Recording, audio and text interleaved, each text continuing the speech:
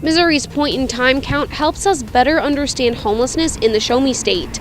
I'm Bronte Sorotsky with how it also helps out those experiencing homelessness locally. Plus, Joplin hospitals respond to a statement from the state of Missouri discouraging COVID testing in the ER.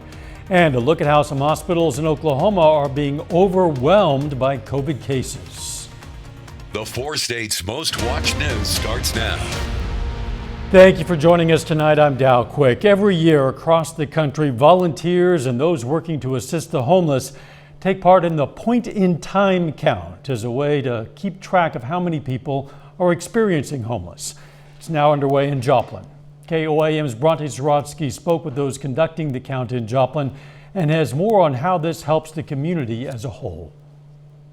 On a nicer day, we might have walked down there, but it's a no-go today. The cold temperatures didn't stop Tammy Walker and others at Economic Security from participating in this year's point-in-time count. We do our point-in-time count where we go out and try to find people living unsheltered, living outside, to get information from them and try to provide resources. Walker says they do this in 2 ways. The shelter count, a survey will go to the local emergency shelters and transitional housing programs that house people on the night of the 26th.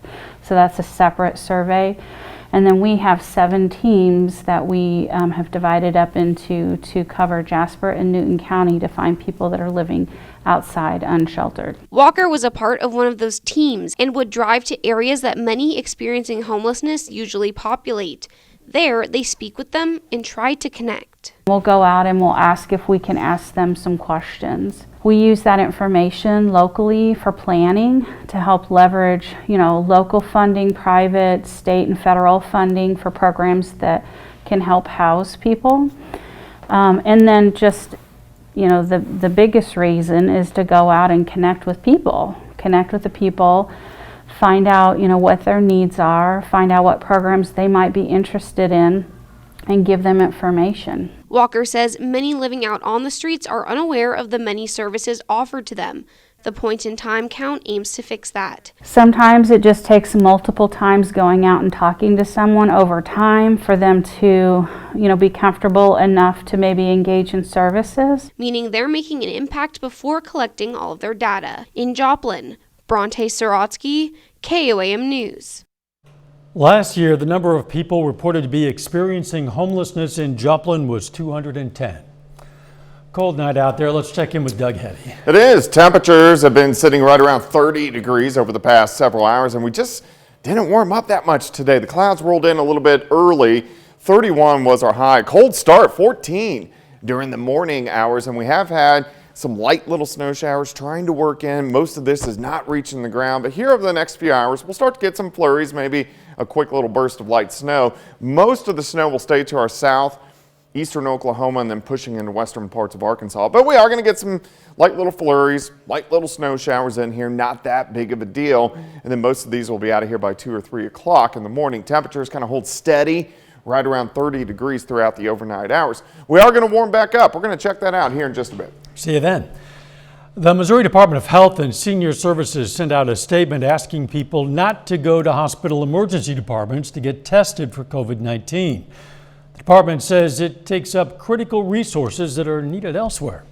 Well, Mercy Hospital sent us a statement saying they've seen a lot of people show up at the ER just for COVID testing.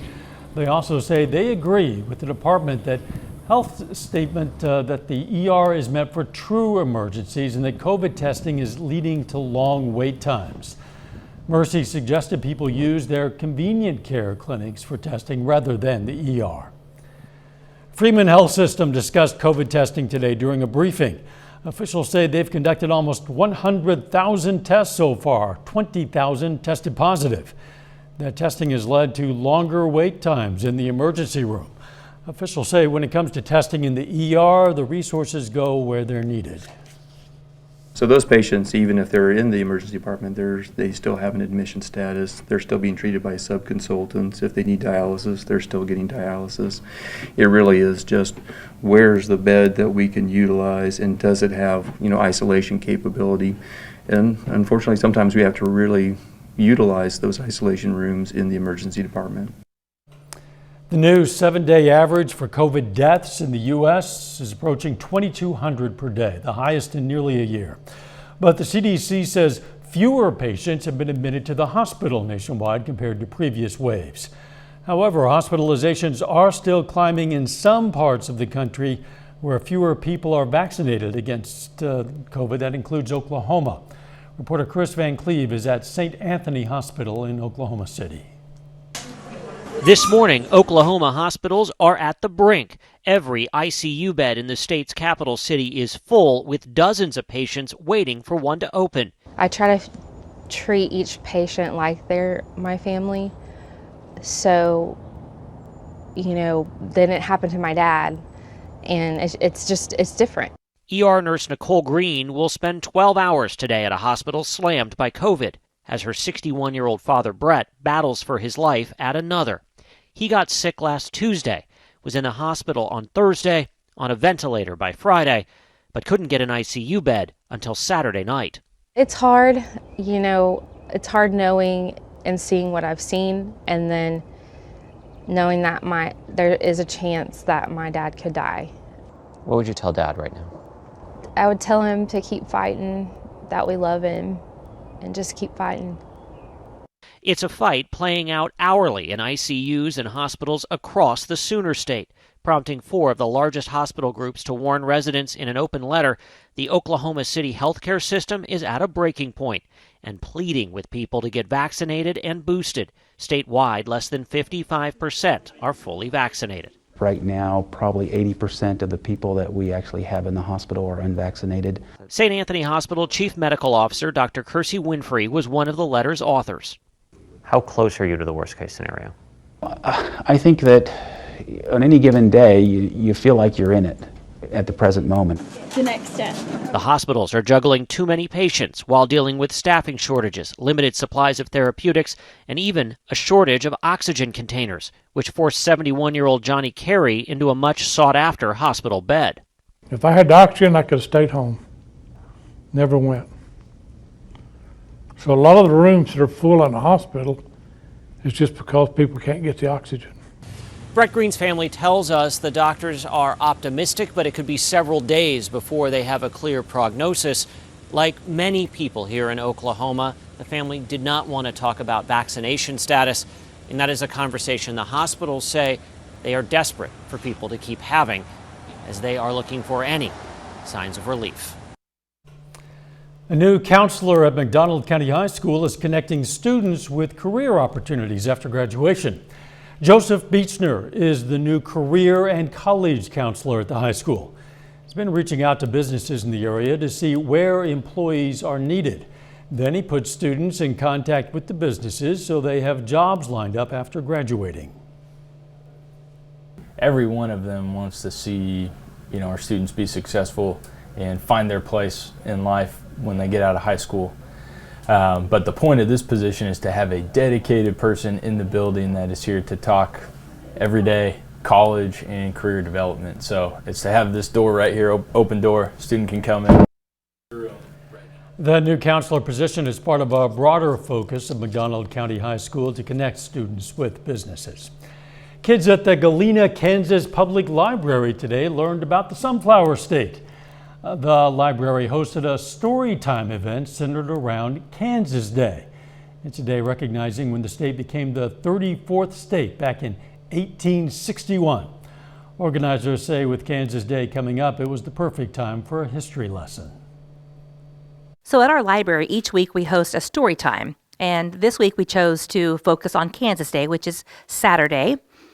And we just wanted to use this time to familiarize our young early readers with our Kansas facts, symbols, and the importance of the state of Kansas. Kansas Day was first celebrated in 1877 by school children in Paola.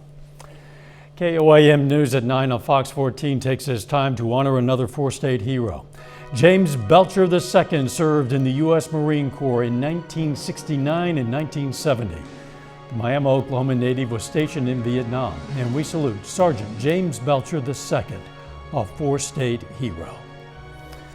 Doug is next with a complete look at the forecast. And later, Missouri Southern baseball is less than a week away from their season opener. Yeah, baseball. We're going to hear from the team in sports. When you're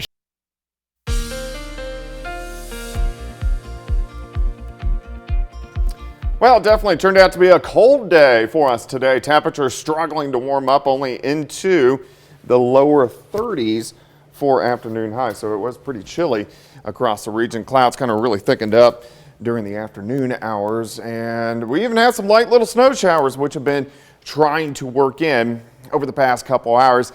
Most of these are not hitting the ground as of yet, just due to the atmosphere is extremely dry here at the surface, but we're going to start to get some flurries out of these, maybe a random light snow shower as we continue to work through the evening hours. But you can see these pockets, and what this is doing is it's snowing above the ground and then evaporating before it hits the ground, but it is saturating the atmosphere as it does so. But again, we're not going to get much out of this. Most of the heavier snow staying to our south. You can see east of Tulsa, and then it's going to push into west central parts of Arkansas. This is a very weak wave. It's going to continue to work on by, but again, we're going to get some light snow flurries, maybe a random snow shower as we go through the overnight hours. Let's go through time. Here's 11 p.m., some light snow flurries kind of pushing through the region. Here's a little after midnight, still some light snow showers on the Missouri side, and then by 2 or 3 o'clock in the morning, they're pretty much gone. Our temperatures really kind of hold steady throughout the night, right around 30 degrees. So if we would have anything accumulate on the ground, which is pretty unlikely, we're looking at a dusting max. That's it. So not a big storm system as it rolls through during the overnight hours for us tonight. Temperature is sitting right around 30 to about 32 degrees. We're going to look at 7th and range line. We're looking north 31. Cloudy skies, southerly winds 5 to 10. Humidity is still fairly low at about 40%. And this weak little wave is just going to rotate to our south as we go through the overnight hours. And then behind it, not too much going on, at least over the next couple days. Clouds kind of hang put through the overnight hours. We will get a little bit of sunshine tomorrow afternoon. Here's the noon hour. As we go into the afternoon, we go into the 40s. I think most of us mid 40s. 29 to start, 42 by noon. High temp right around 46 degrees during the afternoon. Cold front sneaks through tomorrow night, so it will turn colder. Lower 20s. Friday, a little bit cooler. Could see a few random flurries during the morning hours, and then partly sunny skies by the afternoon. High temps right around 40 degrees. We do warm up. We go into the 50s on Saturday, near 50 on Sunday, near 60 by Monday, and then here comes our next storm system. Showers on Tuesday. We're going to have to watch this. The colder air works in Tuesday night into Wednesday. This is still 6 days away, but this is our next potential for a winter storm across the region. 46 tomorrow, 41 on Friday, but 54 Saturday, 51 on Sunday, near 60 by Monday. Wow. Yeah, big turnaround. Yeah, quite a variety there. Yeah, all over the place. Coming up, a shakeup on the nation's highest court. The surprise retirement of the oldest Supreme Court justice kicks off a high-stakes debate over a replacement. I'm Lauren Blanchard in Washington. I'll have more on that story coming up. Warmer. Fewer women are expected to die from ovarian cancer in the UK and EU this year, due mainly to long-term use of birth control pills. According to researchers in Italy, advances in diagnosis and treatments, as well as reduced use of hormone replacement therapy, are also contributing to the decline. Doctors at the University of Pittsburgh say they've developed a new way to treat a painful foot condition known as plantar fasciitis. The technique, tested on a very small group, involves injecting a patient's own fat into the sole of their foot to ultimately help them resume sports and other activities within months. A shakeup on the Supreme Court. 83-year-old Justice Stephen Breyer will reportedly announce he'll retire at the end of the court's term in June. Progressives have been pushing for this, looking to replace him with a liberal jurist, while Democrats still control the Senate and the White House. Reporter Lauren Blanchard has more on the Supreme bombshell and the reaction to it. Justice Stephen Breyer hasn't even made an official announcement yet, but that hasn't stopped Washington from gearing up for a high-stakes confirmation battle as the 2022 midterm campaign heats up. After months of will he or won't he speculation, Wednesday, word 83-year-old Justice Stephen Breyer will step down this summer. Absent an official announcement, President Biden not assuming anything. Every justice has the right and opportunity to decide what he or she is going to do and announce it on their own. A reliable liberal vote on the court since President Clinton appointed him in 1994. Breyer heard calls to retire as early as Barack Obama's presidency, but opted not to. There is no question that Justice Breyer, for whom I have great respect, should retire at the end of this term. I mean, my goodness, have we not learned our lesson? Breyer was overwhelmingly confirmed by the Senate 87-9, but the debate over his replacement expected to be much more heated. That's the political environment. Now, you may disapprove of it, I may disapprove of it, and if enough people in the public want it to change or be modified one way or the other, it will be. Democrats control the 50-50 Senate for now, but that could change after the midterm elections this fall. If the Republicans take over Congress, take over the Senate in 2022, which is entirely possible, it's going to be harder for the Biden administration to get the nominee they want on the court. As for who President Biden will nominate, in 2020, then candidate Biden pledged to seat the first black woman to serve on the court. In Washington, Lauren Blanchard, Fox News. Still ahead, tensions in Ukraine not cooling down yet. The U.S. is responding to Russia's security demands over Ukraine. In London, I'm Alex Hogan with this story coming up. Niners. U.S. officials are working toward a path of diplomacy as tensions continue to mount between Russia and Ukraine, with a growing number of Russian troops gathering along the Ukrainian border. Now, Secretary of State Antony Blinken tells Moscow the ball is in their court. Reporter Alex Hogan has details. The U.S. responding to Moscow's security demands amid increasing concern that Russia will invade Ukraine. U.S. Ambassador to Moscow John Sullivan on Wednesday delivering the Biden administration's written response to the Russian Ministry of Foreign Affairs, saying it's now up to the Kremlin on how to proceed. The administration keeping the details quiet, although Congress has been briefed. We think that diplomacy has the best chance to succeed if we provide space for confidential talks. All told, it sets out a serious diplomatic path forward, should Russia choose it. However, Secretary of State Antony Blinken clearly stating there are core principles the U.S. will defend, including Ukraine's sovereignty and territorial integrity, and the right of states to choose their own security arrangements and alliances. Last month, Russia issued their list of demands, including vowing to keep their neighboring country from joining NATO. The U.S., though, maintaining those demands are unacceptable, threatening severe consequences, including economic and potential personal sanctions against Vladimir Putin if he invades. This as Russian troops continue to amass and hold military drills along the Ukrainian border, but Washington pushing the path of diplomacy. There's no reason why this has to evolve into conflict or even to severe economic consequences if Mr. Putin makes the right decision, which is not to invade Ukraine. NATO plans to deliver its own response closely mirroring the one from Washington. Secretary Blinken is expected to have a conversation with Russian Foreign Minister Sergei Lavrov in the coming days to discuss next steps. In London, Alex Hogan, Fox News.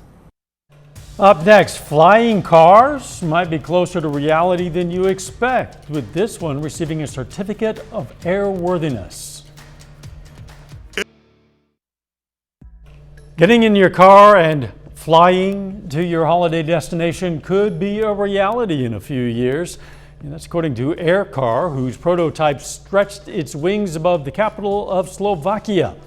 Its wings are fully retractable and it has a ballistic parachute. The Slovak Transport Authority recently gave it an airworthiness certificate. The creators expect the vehicle to cost around, say, $600,000 to $700,000 when it eventually hits the market. 30 more minutes of news, weather, and sports coming your way. Missouri Southern gives students a detailed look at all of the student organizations available through a campus involvement day. The Federal Reserve indicates it could soon raise interest rates to tackle rising inflation. I'm Mala Rivera in Washington with when the Fed could enact those hikes coming up. Play. The Cherokee Nation is offering cash incentives for people to produce TV shows and movies on the tribe's 14-county reservation in northeastern Oklahoma. Tribal leaders today announced that beginning on March 1st, the Cherokee Nation Film Office will take applications for cash rebates of up to $1 million a year to cover production expenses. It'll also offer increased funding for using Native American employees and Native-owned businesses. Officials say they expect it to bring jobs to the area and lead to better representation of Native American characters on screen. Being involved in student organizations is a big part of the college experience for a lot of people, but some organizations might not be well known. Well, Missouri Southern wanted to make sure students know what's available, so they hosted Campus Involvement Day. It was a chance for students to speak with representatives of the organizations, get information, and enter giveaways. I think it's very important for a student to get involved outside the classroom. Number one, it makes their collegiate experience a lot better. But number two, it can really help them make connections. The event was in the Billingsley Student Center. A local company is celebrating half a century in business. Midcon Cables was founded in Joplin in 1972. Manufactures wiring harnesses for the defense industry. While the company used to be privately owned, it became employee-owned in 2010. Officials say even after all these years, it still feels like family. I've always loved working at Midcon. It's a very family-oriented business. They've always taken care of me, and I like how it's important to the management here at Midcon to take care of all the employees, all the way down to the lowest paid to the highest paid, you know. The company originally had 3 facilities in Joplin. Today it's headquartered on Davis Boulevard. Regulators continue to examine a Tesla passenger entertainment system that could be related to crashes. The National Highway Traffic Safety Administration wants more records from Tesla on its passenger play system to determine if the front seat system intended for passengers is factoring into some driver-distracted crashes. In December, Tesla recalled 580,000 vehicles that have the system and updated software to disable play while vehicles are in motion. Gloomy forecast from the IMF. The International Monetary Fund downgraded its global outlook. The monetary watchdog says it expects the global economy to grow just 4.4% this year. That's weaker than last year and a lower estimate for 2022. Interest rates will stay at 0 for now. Federal Reserve Chairman Jerome Powell indicated this might not be the case for long, however, as he unveiled the Fed's plan to tackle inflation. In a shift from the Trump era, President Biden is signaling support for a rate hike, hoping to tame the rising prices which have sent his approval rating sinking. Reporter Madeline Rivera has the latest from Washington. The economy is in a very different place than it was when we began raising rates in 2015. Federal Reserve Chair Jerome Powell signaling a future change in the central bank's policy. After flooding the markets with money during the recession, Powell says it's time to roll back some of that stimulus, with low unemployment at 3.9% and inflation at a 40-year high. It will soon be appropriate to raise the target range for the federal funds rate. The Fed is expected to raise interest rates from nearly 0 in March, the first of potentially several hikes this year. That would make buying a house or a car more expensive. The anticipated raises sent stocks swinging over the last several days over investors' fears that the hikes could slow the economy. Still, other economic experts say the Fed is not acting fast enough. Clearly, the Federal Reserve wanted to run behind the curve on inflation last year. Persistent inflation is problematic for President Biden, who has seen his poll numbers drop significantly, in part because of it.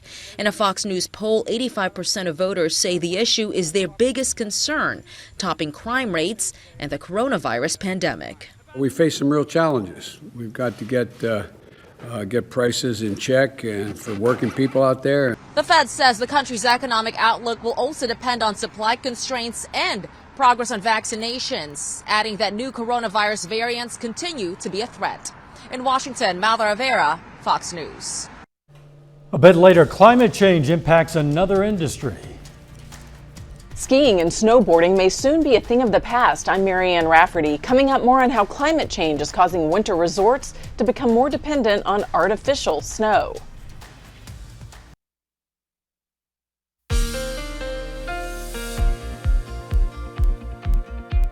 Cold for us today, plus we had a lot of clouds that rolled in during the afternoon hours, and we even had some light little snow showers trying to pop up outside. Most of this is not reaching the ground, but as we go through the next couple hours, we're going to see a little bit of light flurries, maybe a burst of light little snow across the region. Temperatures, though, right around freezing, so not that big of a deal. You can see it's very scattered. All this on the Missouri side is not reaching the ground, but it is reaching the ground back across Craig, Nowata, and also Washington counties in northeastern parts of Oklahoma. Again, just very light across the region, very spotty. Most of this not reaching the ground, but as it continues to snow, it kind of saturates that atmosphere a little bit. And over the next couple hours, we'll get some light flurries, some light snow showers. The heaviest snow will stay down to our south, eastern Oklahoma, western parts of Arkansas as this weak little band continues to push off toward the east, but you can see it kind of picking back up a little bit in northeastern Oklahoma. So let's go through time. Light little snow showers. Here's 11 p.m. and flurries continuing until about 1 or 2 o'clock in the morning, and then most of this will shift off toward the east. So not a big deal. Temperatures kind of hold steady, 30 to 31 degrees. If anything stuck to the ground at all, we're looking at a dusting max. So again, not a big deal. This is going to wipe right on through as we go through the overnight hours for us tonight. Temperatures right now 30 to about 32 degrees. Here's 7th and range line currently sitting at 31. Southerly winds 5 to 10. Humidity is very low. That dew point's got to get up to about 25 before we would see any kind of snow from the clouds as we go through the rest of the evening hours. This weak little wave will continue to roll east, and that's about it. Not a whole bunch going on over the next few days. Clouds are going to hang tough as we go through the morning hours. We'll stop right around the noon hour. Clouds starting to break up just a bit. You can see we do jump to right around 40, 41 by the noon hour. Partly sunny skies during the afternoon. I think most of us 45, 46 degrees. 42 by noon, high temp of 46. Northerly winds as a weak cold front slides through late in the day. So we'll start with southerly winds and switch around. So that will cool us back down tomorrow night. We'll drop back into lower 20s for overnight lows. Could get a few flurries in here on Friday, and then partly sunny skies, a little bit cooler on Friday as we top out near 40. But we go into the 50s by the time we head into the weekend. So Saturday looks good, Sunday looks good, Monday looks good. Rain showers start to develop Tuesday. We'll have to watch this system as the colder air works in Tuesday night into Wednesday. This is next week. We could get our next possibility for some wintry weather. 46 tomorrow, 41 on Friday, up to 54 on Saturday, 51 on Sunday, near 60 by Monday, and then it turns much colder the second half of next week. Oh, well. Oh, well's right. Deal with it when we have to. Thanks, Doc. Coming up in sports, we're going to hear from the Cincinnati Bengals on coming to Kansas City this weekend for the AFC Championship game. Plus, the Missouri Southern women aim for their 6th straight win hosting Rogers State. Jacob Leonard has that and more when we come back. Box.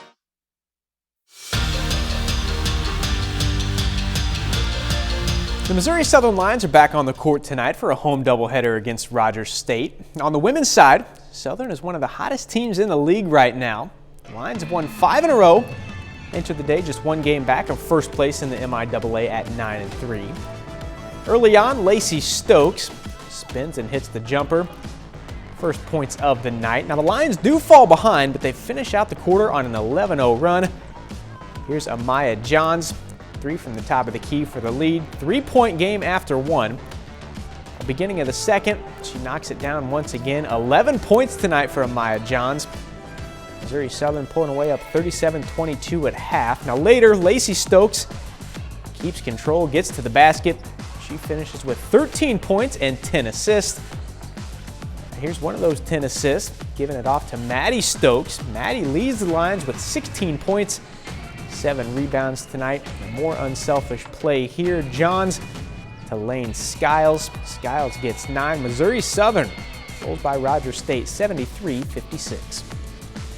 We knew that we weren't playing to the best of our ability and that we kind of came out soft, and that's not the team that we are. So we kind of all just looked at each other and said that we just need to pick it up or they were going to win. I feel like after this weekend we really kind of figured out how good we can really be, and as long as we stick to, that confidence in ourselves and in each other, knowing that we can be successful as long as we're playing together, it just kind of has fueled the momentum for us going into these other games and for the rest of the season.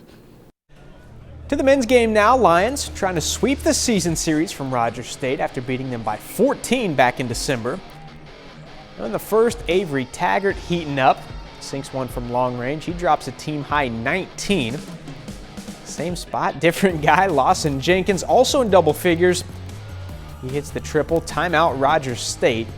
Then Winston Desicel from the other side. He had 16. It's 42-31 Lions at half. In the second, Stan Scott knocks it home for 2. Then on the near side, step back jumper Scott. Huge night. 18 points, 15 boards. Missouri Southern dominates Rogers State 84-63. The Kansas City Chiefs are just one win away from returning to the Super Bowl for the 3rd consecutive season. The Chiefs host the Cincinnati Bengals on Sunday in the AFC Championship game. Like last week, we get a pair of impressive young quarterbacks in the Chiefs' Patrick Mahomes and the Bengals' Joe Burrow. Burrow's in just his 2nd season in the league, but he threw for 4,600 yards and 34 touchdowns in the regular season. He's got Cincy in the AFC Championship game for the first time since 1988. Now here's Burrow on getting a chance at the Super Bowl and facing the reigning conference champs on Sunday. We're excited about the opportunity. Obviously, a really good team. If you want to do the things that we want to do, that's a team that you're going to have to beat every single year. The AFC has run through them for 4 straight years. So, we're excited about the opportunity. We're going to have a great week of practice and we'll be ready to go. The Missouri Southern baseball team, I said baseball, just 6 days away from their first game of the season. The Lions kick off their schedule next Tuesday on the road against Southwestern Oklahoma State. Now, Southern 30-13 last season, including 22-11 in the MIAA, which was good for 3rd place in the conference. Now, they do lose some key pieces, like National Pitcher of the Year Zach Parrish, but you got some big-time players returning, including catcher Tommy Stevenson and outfielder Jordan Fitzpatrick, who were both top 5 in the league last season in RBIs. So it's a new group, but the chemistry already there with 6 days to opening day. It's super unique, I've never, growing up, summer ball, high school, everything, I've never been on a team that's this close, all around. Everybody gets along so good, and I think that's a special thing, and it's a good quality to have for a good team. We have a core group of guys back that learn from those guys and our team guys as well, and that's something we don't take lightly. That's something that's really important over the course of a baseball season with all the frustration that goes along with playing the sport of baseball. So we definitely stress that, and we definitely think that's important, and so our guys know that's important, and hope to carry on what we've been able to do the last few years as far as our chemistry goes. That's it for sports. We're back with more news after this. It's no secret that artificial snow machines and ski slopes go hand in hand, but rising global temperatures are making it harder for natural snowfall to thrive and pushing artificial snow to its limits. This is causing ski resorts across the country to face an uncertain future. Marianne Rafferty reports. Since its invention in the 1950s, artificial snowmaking technology has helped ski resorts create enough powder to coat their slopes. But climate change is making more resorts heavily dependent on fake snow, especially across western states reliant on winter sport tourism like skiing and snowboarding. Aspen has lost a month of winter since 1980 and warmed about 3 degrees Fahrenheit. Snowmaking is going to increase because it's the only way to survive. The amount of snow across the West has decreased by about 20% in the last century. And while almost 90% of alpine ski resorts in the states have snowmaking capabilities, experts say they may not be enough, with some predicting the ski industry may collapse by 2050 if climate change continues causing temperatures to soar. And so we rely on snowmaking in that early part of November, just to kind of get things open, get a solid base, get people out and excited, and then kind of bridge our way into the natural snowfall. In the meantime, resort workers are trying to improve snowmakers to be more environmentally friendly. Yeah, they're a lot more efficient with energy, they're a lot more efficient with the water, and we can get a little bit more aggressive with our run windows because the guns will turn themselves off when it gets too warm and we start to make rain. And while energy-efficient snowmakers are a plus, climate activists say reducing global carbon emissions and fossil fuel usage is the key to preserving some of our favorite winter activities. Marianne Rafferty, Fox News. Coming up, the Department of Veterans Affairs launches a program to help isolated veterans get some social interaction.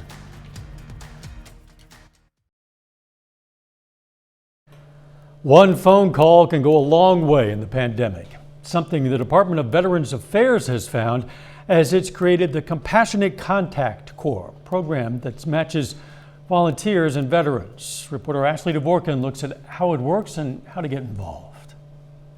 Compassionate Contact Corps launched early in the pandemic to bring social interactions to isolated veterans. We were concerned about the isolation right away. We realized that a lot of our veterans, a lot of people don't like to even admit that they are lonely.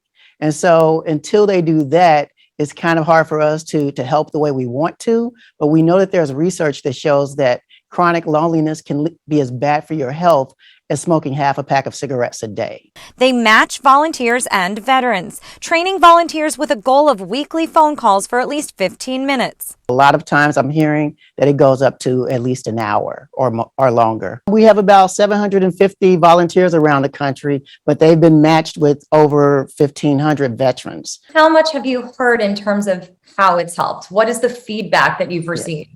This is why I love the program so much, because a lot of our veterans have reached out and said that it saved their lives, that this is the only time they really get any kind of social interaction. We did a survey last year, and 90% of the veterans said that it made them feel less lonely. And 70% said it made their overall well-being increase. There's been great feedback from both sides of the call. The volunteers seem to get as much out of it as the veterans themselves. And some of the veterans even say, you know, I'd like to become a volunteer and help other vets now. And it's easy to get involved. The veteran would reach out to their VA care team. And for volunteers, well, we're looking for people that are friendly, compassionate, and wouldn't mind hearing a war story or two. They can go directly to our website, volunteer.va.gov, or they can call their local VA. Ashley Dvorkin, Fox News. And that's our time for tonight. Thanks for joining us. We're going to leave you with video of a tiger cub at the London Zoo. Let's make it a great tomorrow.